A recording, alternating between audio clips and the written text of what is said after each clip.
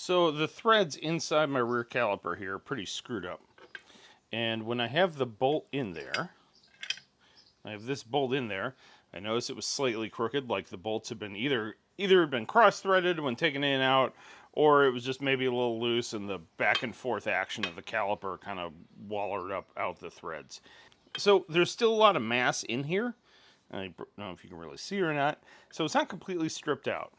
So what I ended up doing was measured this out, and it's 12 millimeters, and my battery just died, so take my word for it. The outside diameter is 12 millimeters. And I got my thread pitch gauge, and the one that is 1.25 fits perfectly. So it's an M12 by 1.25. So we're going to take an M12 by 1.25 tap, and I'm going to run it through there to clean up the threads. However, if I run it through from where the bolt goes in, because this is all kind of wallered out, there's a good chance I could still do it crooked and then the threads would really be screwed up. So I'm going to thread this in from this side here and try to get this into a position where you can see it the best. You could take this brake caliper off and put it in a vise. It'd probably be the responsible way to do it, but you know, whatever. So I'm going to drop this down in there, and then let's start this in with my fingertips. I might have to use the tap wrench, but I'm going to try it with my fingertips. And what I'm going to keep doing is turning around and verifying that that thing is straight.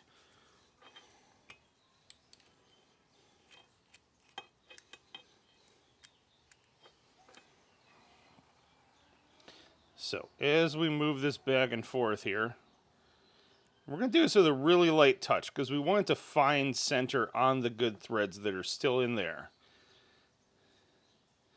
It seems to be starting in, so stop, inspect, inspect, inspect every which way you can. I'm going to hold this right there so you can see it. Now some people would say to use oil on this. You totally can. I am not. I'm just trying to, get the best feel and the best visual for it. I want to see how many chips are coming out of there and stuff. And this isn't producing a lot of chips, so that's good. Because we're just trying to reshape the threads that are there. We're not trying to cut new threads into it. Switch hands, that way you can see a little better. So you're going to go in there a little ways, and you got to back it off a little bit, break free any chips that are happening. As you can see, there's not a lot of chips coming out of the thing. It's threading through there pretty easily. I can feel it kind of shaping and cutting a little bit. So we're going to keep going until the full threads of the tap come out the other end. Now I admit, that's a few more chips coming out of there than I would like to see. Hopefully it worked out anyways. So we're going to get it to there. Wipe all our old chips off and back it on out. Now is not the time for power tools. Now is the time for a light touch and patience. Whoa, look at them clean threads. Yeah. Look at that. It's like I knew what I was doing or something.